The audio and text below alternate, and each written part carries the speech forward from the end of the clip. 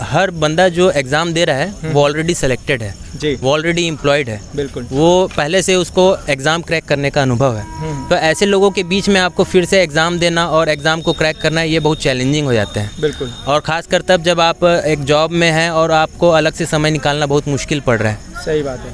तो मेरे इसमें वही था कि मेरे को आगे तो बढ़ना ही है, चाहे जो हो जाए, जितना। दोस्तों रेलवे में असिस्टेंट लोको पायलट की जो जॉब प्रोफाइल है ना, काफ़ी कठिन प्रोफाइल है दोस्तों। काफ़ी मतलब आपको जब इंजन में बैठेंगे, एक्सपीरियंस करेंगे तब समझ में आएगा। एक तो सबसे इम्पॉर्टेंट चीज़ कि ड्यूटी आवर्स कोई फिक्स नहीं रहता कि कब आ जाए ड्यूटी। तो आज हमारे साथ ऐसे ही आप लोग को जीडीसी एएलपी की तैयारी करने के लिए मोटिवेशनल टिप्स देंगे आज के वीडियो से। इन्होंने सीनियर एएलपी के पोस्ट में रह करके स्टेशन मास्टर का भी डिपार्टमेंटल एग्ज़ाम क्लियर किया है। मैं सर से पूरा इंट्रोडक्शन लूँगा और इनसे पूरा आप लोग को इनका जर्नी शेयर करेंगे। सर आपका गुड नेम? प्रशांत जी, मेरा नाम मयंक कुरकुड़े है, मैं दुर्ग छत्तीसगढ़ से हूँ। अच्छा सर, आप बताना चाहेंगे कि आपकी क्वालिफ़िकेशन क्या है? प्रशांत जी, मैं बीटेक इन मैकेनिकल हूँ। अच्छा, दुर्ग से ही मैंने इंजीनियरिंग की है। हाँ हाँ। और सर आप बताएंगे कि एएलपी की जॉब प्रोफाइल बताएंगे और आपने एएलपी की कैसे तैयारी किया था? अच्छा, सबसे पहले तैयारी के लिए मैं एसएससी की तैयारी कर रहा था जी, और उसके अलावा मैं बैंक की भी तैयारी कर रहा था, क्योंकि दोनों का सिलेबस काफ़ी सेम है। अच्छा, पर साथ में मेरा उसका फर्स्ट प्रीलिम्स भी निकल गया था। हाँ हाँ। पर उस समय जब रेलवे की जब वैकेंसी आई, जैसे कि आप लोग को पता है रेलवे में हमेशा बल्क में वैकेंसी आती है, बल्क में अपॉर्चुनिटीज़ होती है। बिल्कुल। तो उस समय मैंने एएलपी का भी फॉर्म भरा था। हाँ हाँ। और चूंकि इसमें मैथ्स और रीजनिंग का ज़्यादा वेटेज है और जो कि मैंने एसएससी में पहले ही स्ट्रॉन्ग कर लिया था जी, इसमें मैंने क्वेश्चन सेट्स को ज़्यादा लगाया, बस बिल्कुल, उसी से एक्यूरेसी बढ़ते गई, वही तैयारी थी मेरा। सर ये बताना चाहेंगे कि अगर नंबर ऑफ़ आवर्स की बात किया जाए, एक अच्छा स्टूडेंट जो रहता है वो कितने घंटे की तैयारी उसको करना चाहिए? अच्छा, जैसे कि मैं तो पहले एसएससी की तैयारी कर रहा था, तो मेरा काफ़ी बेसिक पहले से कर चुका था मैं, परंतु फिर भी कोई एक नॉर्मल स्टूडेंट अगर तैयारी कर रहा है तो मिनिमम 4 to 5 आवर्स अगर वो देता है जी, कम से कम 6-7 महीने अच्छे से दे देता है विद क्वेश्चन सेट्स लगाते हुए, तो बहुत अच्छा तैयारी कर लेगा उसमें। आप ये बताएंगे सर कि एएलपी का ड्यूटी कैसे मैनेज करते हैं? जैसे आपके साथ भी बहुत सारे स्टाफ हैं, उनको आप खुद फाइट करके आए हैं, तो कैसे मैनेज किए एएलपी की जॉब ड्यूटी के साथ? अपना पढ़ाई कैसे मैनेज किए? हाँ, देखिए प्रशांत जी, पहले मैं आपको ये बता दूं कि हमारे स्टाफ में 400 लोग थे जी, मेरे लॉबी से, जिसमें से केवल 3 लोग का सिलेक्शन हुआ है। बिल्कुल। ज़्यादातर लोगों ने चूँकि हमारी ड्यूटी ऐसी कंडीशंस है कि इसमें बहुत कम समय मिलता है, ज़्यादातर लोग मेंटली पहले ही सरेंडर हो जाते हैं। अच्छा, तो ये आपके लिए एक अच्छी अपॉर्चुनिटी बन जाती है कि आप अगर इसमें ज़्यादा मेहनत कर लेते हैं तो पहले ही आप अच्छा स्कोर कर सकते हैं। इसमें मैंने आवर्स जो है मैं अपना एक स्टडी बुक ड्यूटी में भी लेके चलता था। अच्छा, और पेपर मैं मोबाइल में दे देता था, क्वेश्चन सेट्स। हाँ, और बाकी मेरे घर में भी मेरा बहुत सपोर्टिव इन्वायरमेंट है, बिल्कुल, मेरे को जिसमें बहुत सपोर्ट मिला है। तो मैं घर में लगभग 4 से 5 घंटा हर दिन निकाल लेता था। हर दिन 4 से 5 घंटा आप पढ़ लेते थे? बिल्कुल। तो ड्यूटी के साथ दोस्तों, एएलपी की ड्यूटी के साथ 4 से 5 घंटा निकाल रहे हैं, मतलब इतना है कि सर आप ये बताना चाहेंगे, ये जो मेंटलिटी की बात है कि कोई बंदा ड्यूटी के साथ साथ, चाहे वो ग्रुप डी पोस्ट में, आप देखें कि यहाँ ग्रुप डी स्टाफ भी है, आप एएलपी में थे, आप बताना चाहेंगे सभी स्टाफ के लिए कि क्या बंदा 4 से 5 घंटा डेली निकाल सकता है या कितना घंटा निकालना चाहिए अगर मिल रहा है तो? अच्छा, देखिए बात अगर 4 से 5 घंटा निकालने की है, अगर जो बंदा डिटरमाइंड कर लिया है पहले ही, तो वो अपने 4-5 घंटे इजीली निकाल लेगा। अगर उसका फैमिली भी उसको सपोर्ट कर रहा है, ड्यूटी में भी वो 1 से 2 घंटा आपका आराम से निकाल लेगा जब भी आपको समय मिल रहा है। बिल्कुल। प्लस आप क्वेश्चन सेट्स उसमें भी लगा ही रहे हैं। बिल्कुल। घर में जाके आपको एक्स्ट्रा वर्क करने की जरूरत नहीं पड़ रही क्योंकि आपकी फैमिली सपोर्ट में है। बिल्कुल। आप आराम से 4-5 घंटे इजीली निकाल लेंगे उसमें। निकाल लेंगे। हाँ, ये पूरा माइंड सेट का खेल, ये एक्चुअली माइंड सेट का खेल है। जो बंदा मान रहा है कि इसमें जॉब टफ है, टाइम नहीं निकलेगा, तो वाकई में उसके लिए नहीं निकलेगा।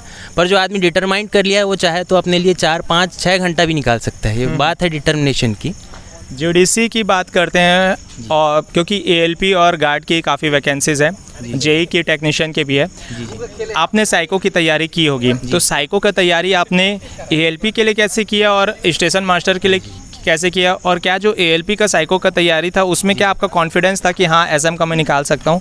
ये इस बारे में आप चर्चा करेंगे। देखिए, जब प्रशांत जी, जब मेरा एएलपी का CBT 1 और 2 दोनों निकल गया, उसके बाद जो तीसरा स्टेज आता है वो आता है साइको का। अच्छा। तो एक मेरे पहचान में एक परिचित भैया थे, वो पहले इसका पेपर दिए हुए थे। अच्छा। मैंने उनसे सबसे पहले संपर्क किया, उन्होंने मेरे को कुछ गाइडलाइन किए। अच्छा। अदरवाइज मेरे फ्रेंड सर्कल जो है ज़्यादातर पटना जाने के लिए सोच रहे थे। अच्छा। पर उनका गाइडलाइन पाके मेरे को लगा कि मैं इसको खुद से कर सकता हूँ करके। हाँ। मैंने कुछ स्टडी बुक्स फॉलो किया और मैंने अनलिमिटेड एजुकेशन का जो है टेस्ट सीरीज ज्वाइन किया। अच्छा अच्छा। तो उस टेस्ट सीरीज़ को ज्वाइन करने के बाद मैंने जब देखा कि मेरा स्कोर परफॉर्मेंस बढ़ते जा रहा है, तो मेरे को फिर अपने आप में कॉन्फिडेंस आ गया कि मैं इस पेपर को निकाल लूँगा। इसमें एक चीज़ और है प्रशांत जी की 5 पेपर होते हैं। अच्छा। साइको में। अच्छा। और उस 5 पेपर में अलग अलग कट ऑफ रहता है, अलग हर एक का पेपर को आपको इंडिविजुअली कट ऑफ निकालना ज़रूरी है, पास करना ज़रूरी है।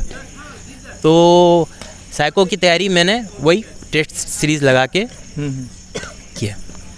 बात किया जाए सर कट ऑफ की, तो आपने ALP में अपना कितना नंबर पाया था और GDC का कितना नंबर, अगर आपको मेमोरी में होगा तो आप बता सकते हैं? जी, जो सेकंड पेपर था उसमें मैंने ALP में 84 मार्क्स सेलेक्ट किए थे। अच्छा। स्कोर किए थे। अच्छा।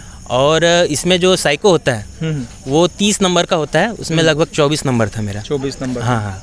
तो जिसमें साइको का 30% उड़ता है। अच्छा। और जो इसके अलावा जो CBT था उसका 70% उड़ता है, उसको मिला के मेरिट्स बनता है।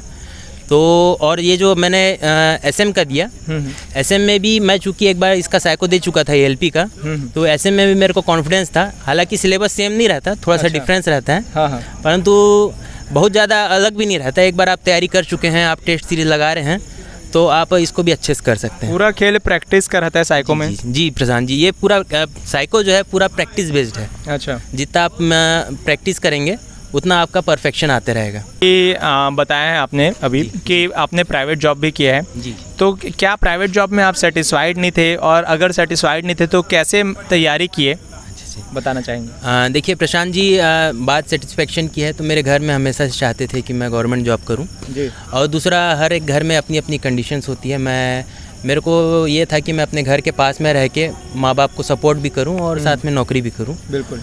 तो इसलिए मैंने प्राइवेट जॉब में रहते रहते तैयारी किया, और तैयारी करते करते धीरे धीरे मेरे को अपने अंदर कॉन्फिडेंस आने लग गया। तो मैंने उस जॉब को क्विट करके फिर आगे तैयारी किया। मेरा कॉन्फिडेंस आने के बाद मैंने इसको और कंटिन्यू किया, स्किप किया जी। तो अब ये बताना चाहेंगे सर कि क्या कोई बंदा प्राइवेट जॉब में रह कर के प्राइवेट जॉब और ALP अगर चूज़ करना चाहे तो कैसा प्रेफरेंस करे? कि बहुत कंफ्यूजन होता है कि इसमें जाऊं या ना जाऊं। ये बिफोर जो ज्वाइनिंग वाला स्टेज होता है, लोगों के पास बहुत सारे ऑप्शंस होते हैं आजकल। जी जी जी, बताना चाहेंगे? देखिए साथ क्या? देखिए प्रशांत जी, ये सिर्फ इस चीज़ पर डिपेंड करता है कि आप अपने लिए क्या देखते हैं, क्या लाइफ चाहते हैं आप। बिल्कुल। जैसे आप मेरे से पूछेंगे तो मेरा पहले से ही फिक्स था कि मेरे को अपने घर के पास जाना है, गवर्नमेंट जॉब ही करना है। अच्छा। ALP में जाने के बाद मैं अपने लिए आगे रास्ता निकाल लूँगा ही, मेरे को अपने अंदर कॉन्फिडेंस था। अच्छा। इसलिए मैंने इस रास्ते को चूज़ किया। बाकी जो व्यक्ति अगर प्राइवेट जॉब में भी सेटिस्फाइड है तो वो भी अपने जगह अच्छा है वो भी। अब सर से हम लोग पूछेंगे GDC में कंपटीशन लेवल पूछेंगे, क्योंकि एक होता है सर GDC, एक होता है LDC, दोनों का थोड़ा कंपैरिजन करेंगे कंपटीशन लेवल का। डिपार्टमेंटल एग्जाम्स के बारे में आप बताएंगे दोनों। जी जी। देखिए प्रशांत जी, GDC में हर बंदा जो एग्ज़ाम दे रहा है वो ऑलरेडी सेलेक्टेड है जी, वो ऑलरेडी एम्प्लॉयड है। बिल्कुल। वो पहले से उसको एग्ज़ाम क्रैक करने का अनुभव है।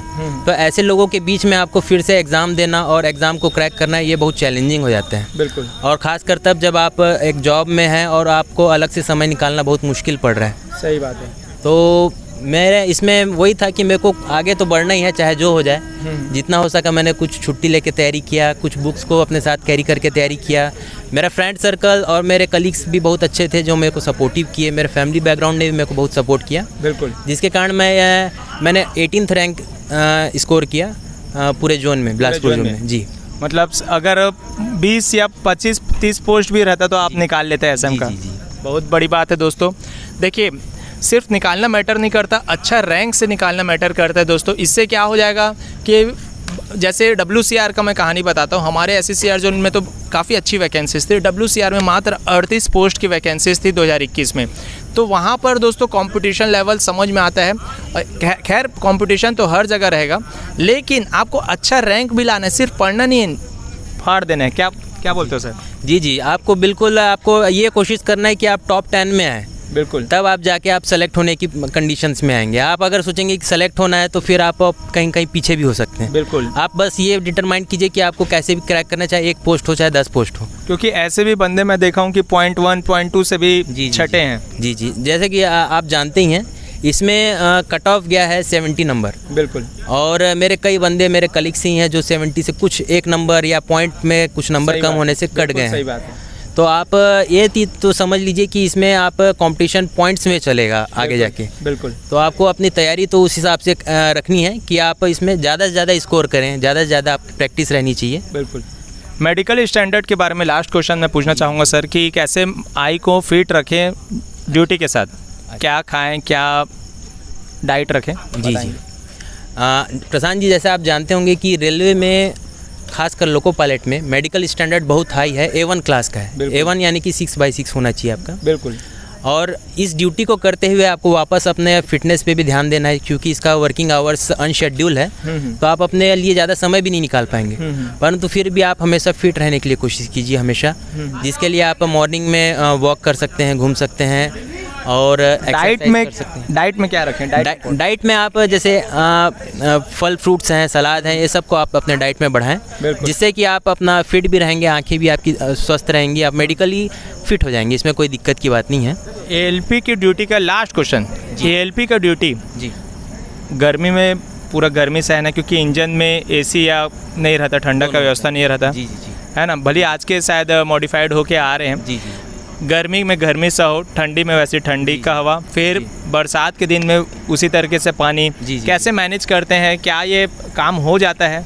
जी, सहना पड़ता है। देखिए, आजकल के लोगों में तो AC प्रोवाइड हो रहे हैं, परंतु जो पुराने लोको थे उसमें AC नहीं था। कौन कौन से जैसे इंजन का आप बताना चाहिए? WAG-5, WAG-7 में AC नहीं था। WAG-9 में कुछ में है, पुराने में नहीं है। नए वाले में है। WAG-12 में AC। ये WAG जो है एक सीरीज होती है लोको की। बिल्कुल, ठीक है। तो इसमें आप क्या है, आप जैसे काम करेंगे उसमें आपको ढलना ही पड़ेगा, इसमें आपके पास कोई ऑप्शन नहीं होगा। बस आप उस हिसाब से अगर फ्रूट्स ज़्यादा लेंगे, सलाद ज़्यादा लेंगे, तो आपकी बॉडी जल्दी अडॉप्ट कर लेती है सीन को, तो फिर आप उसमें काम कर लेते हैं। SM और ALP की अगर देखें तो जैसे आप सीनियर ALP थे, आप कुछ दिन बाद LP हो जाते हैं, उसमें भी 4200 ग्रेड पे में पहुंच जाते हैं, बट आपने प्रेफरेंस एक स्टैटिक जॉब को दिया, कारण क्या है बताइए? देखिए, पहला कारण तो ये है कि ये फिक्स शेड्यूल जॉब है। बिल्कुल, जो कि उसमें नहीं था ALP की ड्यूटी में। बिल्कुल। दूसरा ये है कि ये आपकी जॉब में इसमें आगे आपको और अपॉर्चुनिटीज़ मिलेगी, क्योंकि ये it is not the end. इसके बाद भी आपको आगे तैयारी करना है, और आगे जो मौका आएगा फिर आगे आपको फेस करना है। बिल्कुल सही बात। तो इसके लिए मैंने इसको चूज़ किया, क्योंकि यहाँ पे और आगे बहुत सारी अपॉर्चुनिटीज़ है। तो यही बात है दोस्तों, बहुत ही शानदार इंटरव्यू दिए हैं मिस्टर मयंक सर ने। सर, आप चैनल पे आए, इंटरव्यू दिए, उसके लिए मैं धन्यवाद देता हूँ। और दोस्तों, आप लोग को वीडियो अच्छा लगता है तो ज़रूर शेयर करेंगे। आज के वीडियो में इतना ही, और भी मैं वीडियो इंटरव्यूज़ लाते रहूँगा। ओके दोस्तों, धन्यवाद। जय हिंद, जय भारत।